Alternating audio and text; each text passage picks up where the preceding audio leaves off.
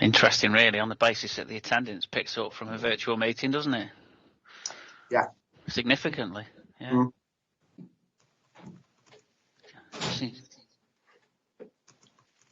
Sorry, I'm just doing you an email, Simon. I need you to check somebody. We're now live on the webcast. Okay, I'll have a look, Mel.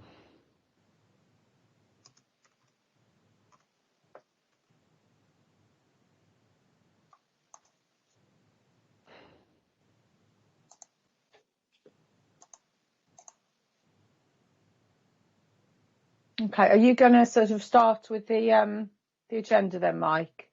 I can do, but we're not quorus at the moment now. Are we not? Right, okay. Sorry, I haven't got my other participants bit on.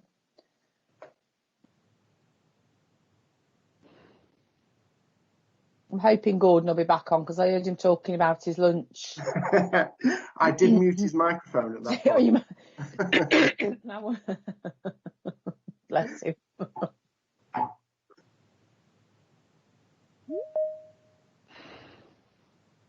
Oh, he's Gordon now. Okay. Just admit him.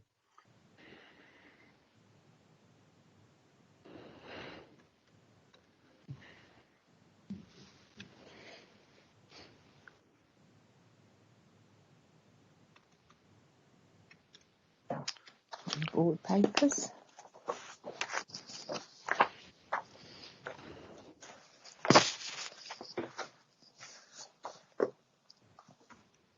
He's gone again, isn't he? We've lost him. Action failed. He's back. Try again.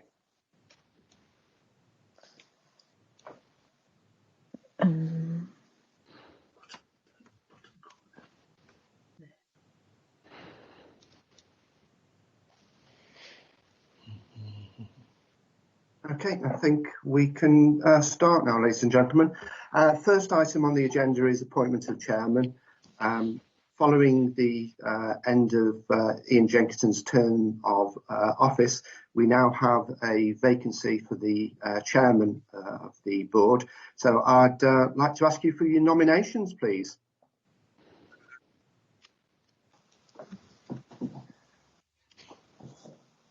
I presume it's got to come from Gordon. Yeah. Gordon, would you like to make a nomination for a fellow member to become chairman of the Pensions Board? Of course, if you wish. I'm forget his name now. Was that Rob? Steer Mike. What's the gentleman's name? Are you thinking of Rob? Yeah. Yes. Okay. Yes. Right. Yes, I am. Yes, okay. Please. Yes, I so move. Okay. Are there any other nominations? No. Okay. In that case, Rob, welcome as chairman of the Pensions Board, and I'll hand over to you now. Thank you. I'll just thank everybody for their faith in me. It's not misplaced. I'm not the world's greatest authority on this subject, as you all know from some of the questions I've asked in the past, though I have chaired meetings at council and trade unions. So I'll muddle through as best I can, but please do point out where I need to do things differently if that's necessary.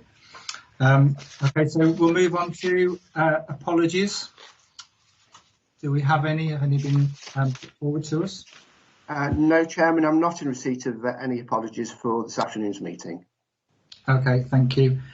So we'll move on to declarations of interest. I don't have any. Does anybody else have any declarations they need to raise? No. No. Okay, that's great. Thank you. So we'll go on to the minutes of the meeting held on the 18th of December, which is pages 1 and 2 in the pack that we've got. Myself and Ian Jenkinson were at that meeting. There's just a point I would like to raise regarding minute 67. It was around the risk assessments, and Ian had made comment around us having a role moving forward in monitoring the situation around the risk. I just wanted to confirm that I had attended the most recent risk register meeting with Melanie and others. So I will endeavour to continue attending future ones as well, if possible. But if I can't, I will ask if somebody else would be able to do that as well. Thank you. Has anybody got anything they wish to raise about those minutes, or is there anything that anyone's got a concern around? Could I just raise, it's Rachel, could I just raise that I did give my apologies to the meeting, but they weren't recorded. I was at a funeral that day, so couldn't make it. And then, unfortunately, the Pensions Board meeting seems to clash with our SUAC Trust Board meeting continuously, and have the same issue today, in that I will have to go at 2 o'clock because it again clashes with our Trust Board meeting. So I'm only here for a short term at the moment, so I just wanted to say that, sorry. Okay, no problem, thank you. Okay, so Pensions Board, we need to appoint an employer's representative and need to receive a report from Melanie. Yeah, so we had a vacancy for the employer representative, and I think it's been agreed in the past that we'd reach out to the Staffordshire Chief Finance Officers Group to put forward their nominated individual.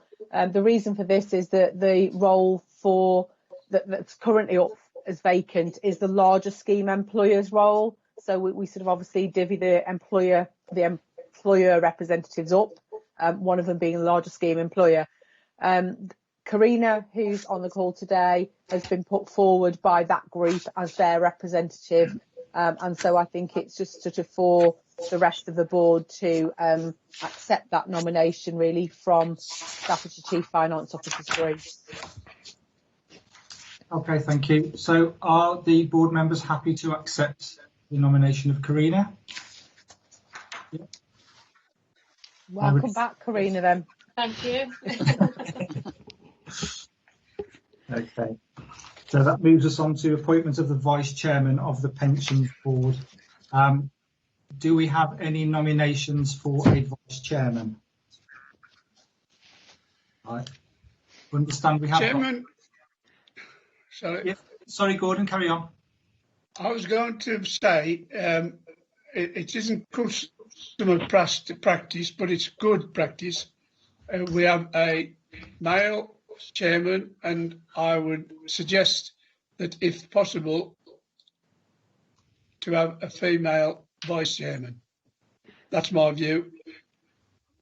Yeah, I fully endorse that. I agree. It's something I would like to aspire to in everything that I'm involved in with regards to representation, is making sure we have a good gender split on that. So happy to endorse those views. I'm led to believe that somebody is interested in being the vice chairperson, but I'm not sure who it was. Was it yourself, Rachel? I wouldn't mind, but the only thing is the clash of dates going forward, that it seems that all the pension board meetings, as I just said, clash with our SUAC Trust Board. It must be that whoever's done the pattern of meetings has followed the same pattern. And I'm just worried about not being able to sort of attend fully. Otherwise, I'm quite happy to. Okay. Do you know if the times are a huge issue? Because our meetings aren't generally particularly lengthy. So if we're in, I mean, today I would think that we will probably be finished within an hour or so, I would have thought anyway, for you to go on to your next meeting. Yeah, we always start the Trust Board at 2 p.m. Okay. And the difficulty we've got in changing them just for the board is that people are in the building for the committee, yeah, and then it's straight on to the board, whereas to have to come back another day make that really difficult. So I would be loath to try to have to change the board meetings for people to come in for half an hour to an hour, particularly if we're sort of in Stafford again, really. I don't know what. Do they all clash, Rachel? Yes, typically. Because we typically have committee on the last Friday of March, June, September and December.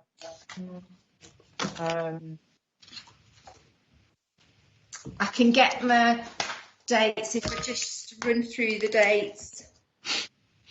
Melanie, from past experience, I mean, from my recollection, the meetings aren't particularly lengthy, are they? So no, because as I say, if you can attend the committee, that Yeah. helps with the business, because it's when we have to sort of repeat presentations and things because people haven't been at committee. But that whole thing, just an hour should do it.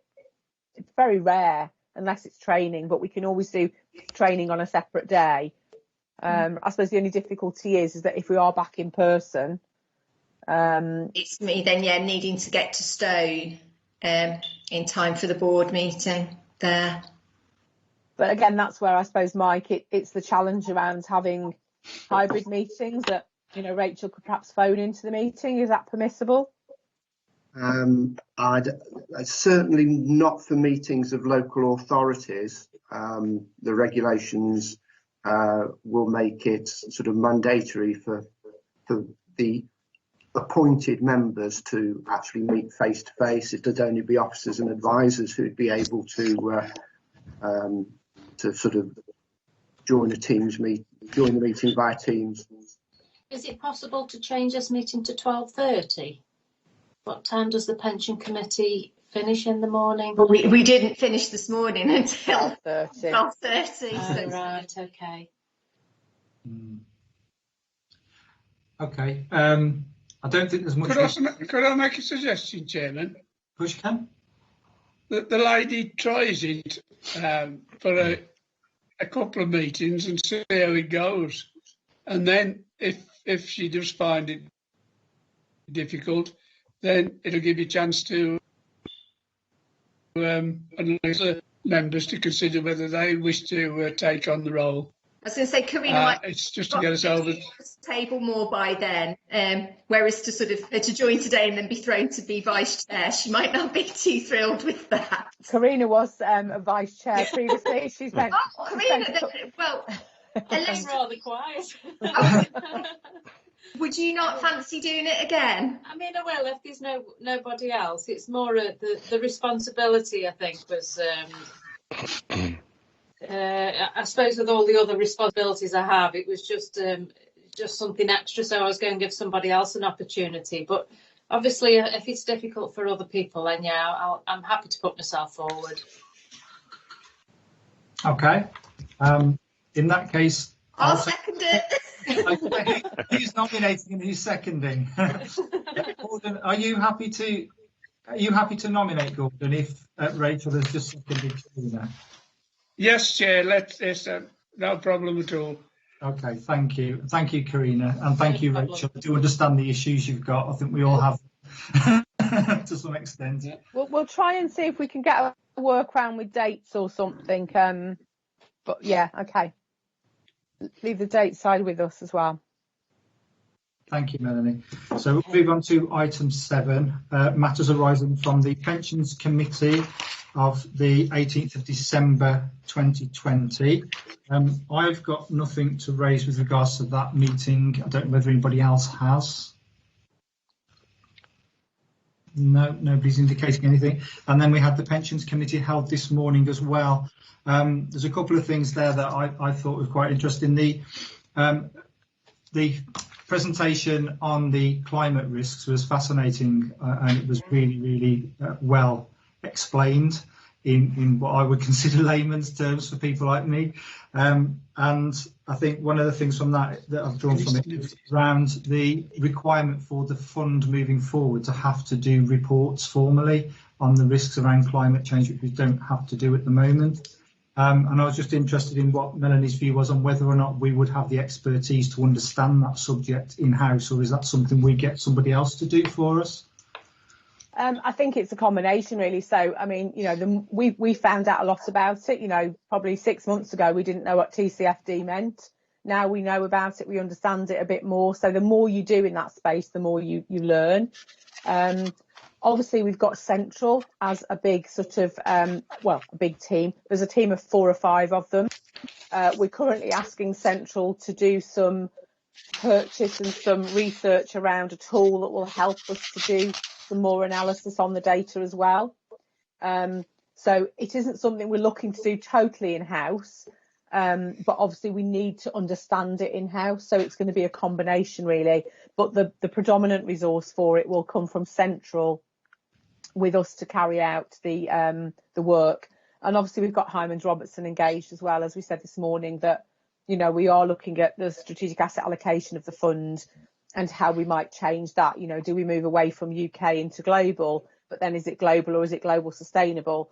And what is the impact on that? Because we've also got to take into consideration, you know, the contribution strategy.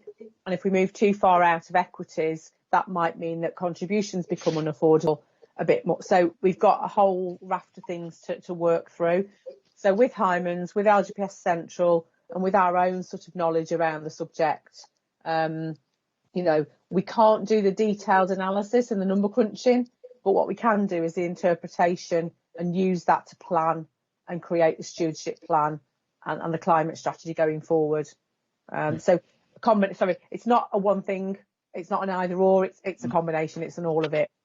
Yeah, it's a very complicated subject. I mean, it's something, it's a bit of a rabbit hole when you start looking into it, isn't it?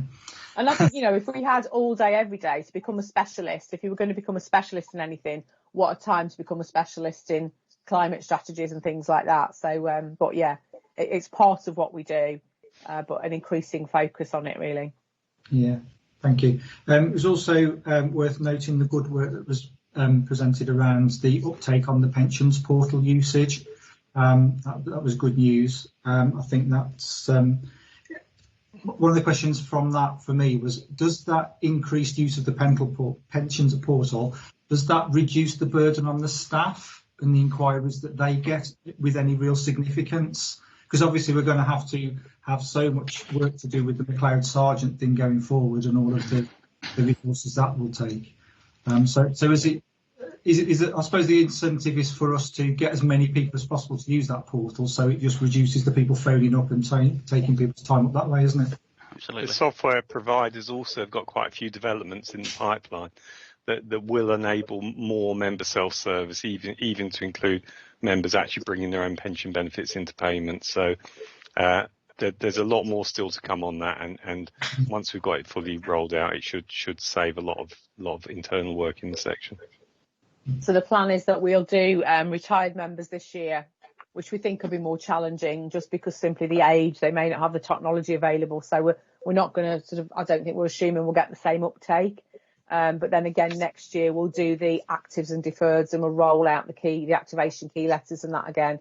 But obviously, as part of putting somebody into payment of benefits, we're automatically sending out those activation keys as well. So that, you know, part of your pack is, and here's how you log onto the system. So it's not spoon feeding anymore. It's more, and this is how you do it yourself, sort of thing. So yeah, no, that's great. And I just touched on the McLeod Sargent thing there. Again, you said that there wasn't a clear timescale over when we're going to have to deal with that issue. I suppose the timescale is going to be really impactful on the staff, because if it's a long time scale, obviously they can take a bit more of a leisurely approach, as opposed to you've still got the same amount of staff having to do it in half the amount of time as you were anticipating. Do you know when you're going to find out about that time scale? Because I suppose the concern would be around, have got the resources to meet it if it's a short time scale that they're expecting the results. Yeah, do you want me to pick that one up, Mel? Yeah. I think MHCLG that look after the regulations for the local government scheme are quite keen not to mandate a timescale. So, but having said that, as soon as and this is another key message of getting communication right. So we need to ensure we communicate correctly to the employers so we get the correct data. But the LGA are also sort of suggesting we don't communicate to the members too soon, because the minute they get wind of, I've heard a whisper my pension might be increased, then obviously the emails and the phones and MPP all go a little bit red hot. So I think there's going to be an internal pressure to try and tidy it up within a couple of years anyway, I would have thought. But I doubt we're actually going to get a date by which time we've got to complete it. I think the other concern as well is as we move forward, we get an increase in backlog. You know, we've already got a 10-year backlog. Well, actually, every year we go forward, we've got another year to add on. So we've already sort of said that once we go out to employers for the data, we can go out to the 31st of March 2021. But then at some point, we've got to go out for 2021 to 2022. And then, so it's a matter of trying to capture that data as well on an ongoing basis is one of the challenges. And I think, as we said this morning, that once we get the system to do a lot of the heavy lifting for us, it will be the system will hopefully do 90% of the calculations. But 90% of the time it will spend will be on the 10% of the calculations where it doesn't work, or we haven't got the data, or we've got missing, hours, or the assumptions we've got to make. So that's the bit of the unknown. How clean is the data, I think, is the other problem. It's probably worth adding that the cut-off for the service is 31st of March 2022, so we won't need to gather data beyond that point. So the first stage of the job will just be to get the data from the employers and then interface it. And software has already been provided by the software provider to do that. So we can start on that part of the project. It's the bulk recalculations and dealing with underpayments that will come after that, really. So we've already sort of resourced up in terms of we've recruited 2 data analysts to sort of strengthen that team in terms of getting the data in, manipulation of data and that sort of thing going forwards. We've recruited another 3 staff to backfill, and that the idea is that if we get those staff up to speed with doing the sort of the routine work and the normal work, then that should release the time, because they should be fully trained then to release time with the more experienced staff to look at the McLeod project. So we sort of we feel like we're in an okay place, but yeah, the time will be critical. But even if we're given 2 years to do it, we can't find 10 ready trained pension staff to hit the ground running. But probably worth adding, the initial challenge will be how the employers deal with this as well, because we have lots of employers that have changed payrolls over that. It'll be 8-year period by the time we come to the end of it, and it'll be hard to get that information from some of them. So we just have to see what we get back. Karina, you've raised your hand. Yeah, it was just a comment or a question really for Mal. For me, I need to get myself up to speed, I think, with the LGPS and the impact of the McLeod, because I understand the impact it's having on the firefighter pension and the police pension, but I didn't realise it would have a big impact on the LGPS, because people haven't had to make that choice, between the pension scheme, and therefore there's no discrimination. So I think if there's anything you could send me that I could read so I could get up to speed with how. Yeah, I think, to be fair, Karina, the impact in terms of financial numbers is not big. Oh, right. It's not going to have a big financial impact in the same way that it's on police and fire. But it's the fact that we've got 54,000 people who are sort of possibly needing a calculation. So they've got membership in the scheme since 2014, and that will factor in. So, and again, some of that will be going forward, some of it will be immediate. So it's that 54,000. It's more around the numbers and the resource to do the recalculations as opposed to how much it's going to cost. So it's the same discrimination, everything else. Yeah. Just very quickly to add, the subtle difference is that obviously there was this 10-year promise if you were within 10 years of retirement in 2012, and that's what's perceived to be age discriminatory. So essentially everybody who joined the care scheme, they're essentially getting an extra 8 years worth of final salary test against their benefits at the point of retirement. And unfortunately, as a fund, we made the decision in 2014 to not collect hours and service breaks from employers. So now we need it to sort of do the direct comparison versus final salary versus care for that period. And without the data, it's impossible to do that test. Oh, right, okay. Probably just add to that as well, the sort of the advice we've had from the actuaries is that it's likely to be younger people who benefit the most from this McLeod final salary protection to come in, and a lot of the reason for that is the change in the state retirement age, because if you have the choice of either the old final salary service with a 65 retirement age compared to a care benefit even at a higher build-up rate, but with 68 retirement age, you might find for that reason those people will be better off, particularly if they've had promotional increases. So it's more of a long term. There probably won't be that many people affected on day when we've got the data in there, but over time it will become more. Yeah. And also you have to do that big piece of work to identify those people that are affected, I suppose. We have got the software's pulled that out of the system. That's why Melanie mentioned in the report this morning, it's either 31,000 if we look at who's really protected in scope, or it's 54,000 if it's all post 14 members. So we've got that bit of it, but it's now getting the information on them from the employers, really. Okay, thank you. It just sounds as if the weak link in this is going to be the employers providing that information. Is there any onus on them to do in a timely manner? Yeah, I mean, we're going to go out 1st of June is the plan, and ask them to provide the data by the 30th of September. Obviously, if they haven't got the data, we're waiting really for the government to give us a set of assumptions that we make around, and it's always got to benefit the employee. So, you know, that'll be the difficult bit if we've got missing gaps. And I think the other thing that we're a bit concerned about is if an employee, and certainly you'll probably find it, Rachel, in the education sector a bit more, they move employers quite a lot. So we might get, you know, if we send out that national insurance number, well, somebody might have that period of data for 2 years, and somebody might have it for 1, and somebody else might have it, and then they might go back again. And we've got to build that profile to make sure we've got no gaps. And then when we've got a gap, it's who do we go back to, sort of thing. So that's going to be the challenge, I think, for us. So that's why we're quite clear that we want to make the comms really clear about this, about what we're asking for. Melanie, will you need contract changes within that? So if people change hours, Yeah, It's hours and service breaks, there will really. be thousands from a school point of view. They change it continuously. That will be quite hard to track.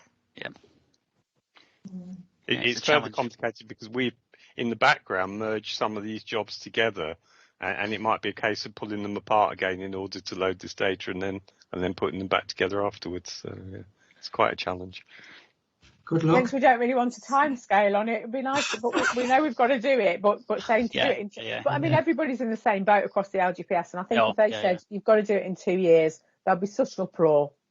So yeah, but watch this space, I think it is. Okay, thank you.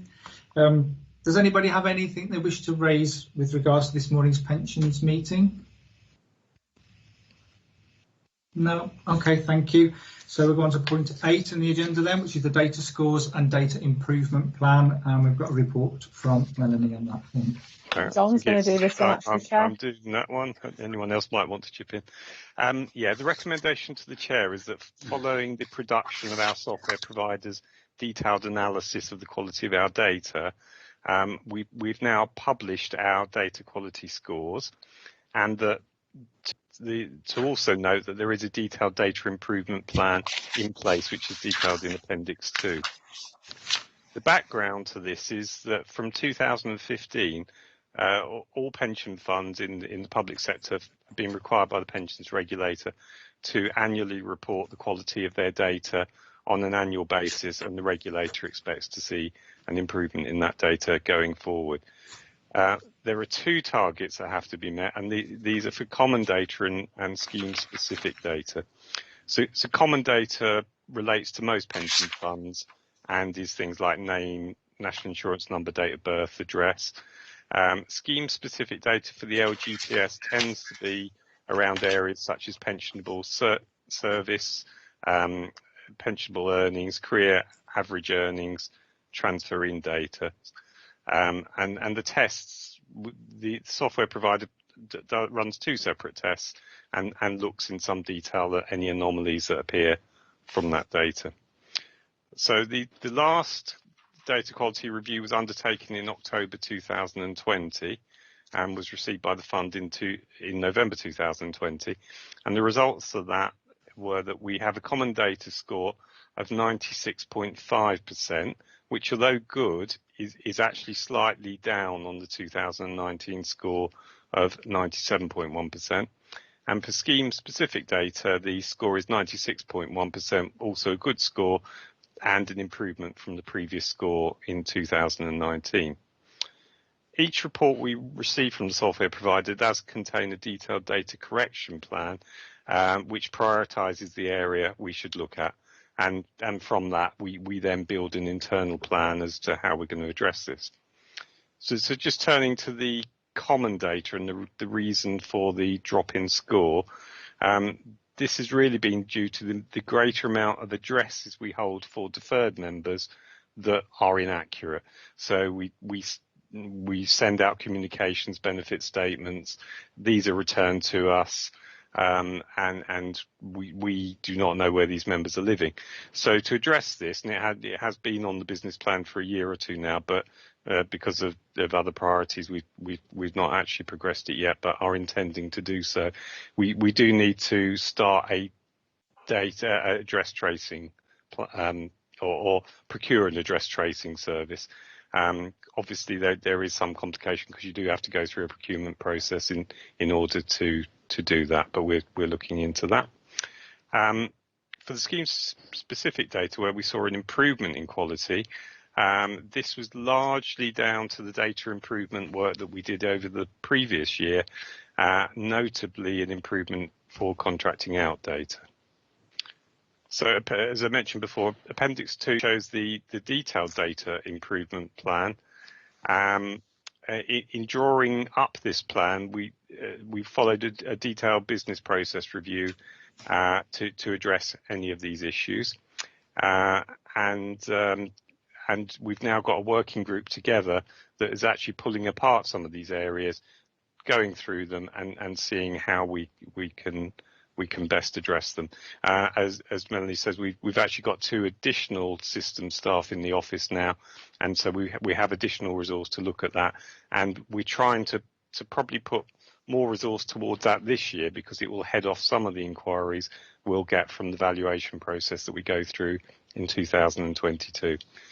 The main areas of focus which relate to common data will be the address tracing, and for scheme specific data it will be care pay where we haven't been given pay for some employees or pay that passes tolerance checks, and also to improve the contracting out data, although we have heard on that this week that now might not be needed as the government seem to be planning to permanently remove the link between contracted out element of a person's pension and the pensions increase. So we're sort of waiting on more news on that.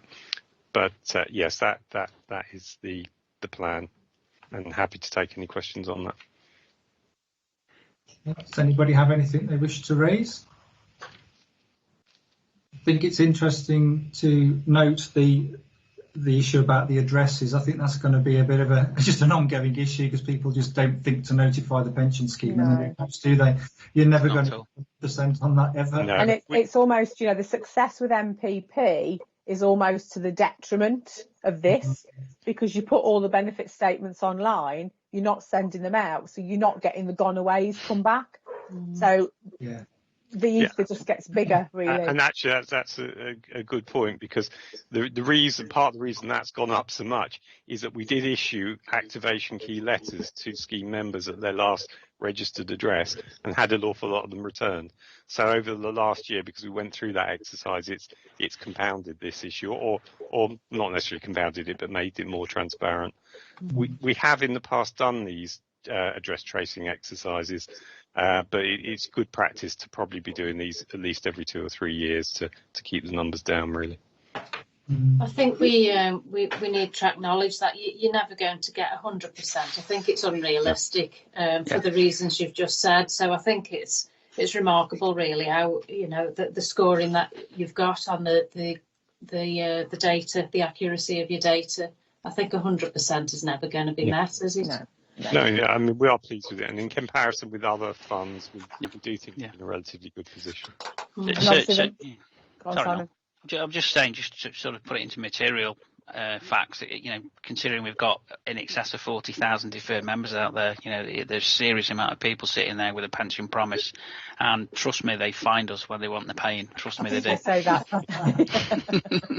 It's one of those factors that's out of our hands, really, whether or not people tell us, isn't it? Yeah, very much so. If the figures drop, that's probably identifying that you've identified that.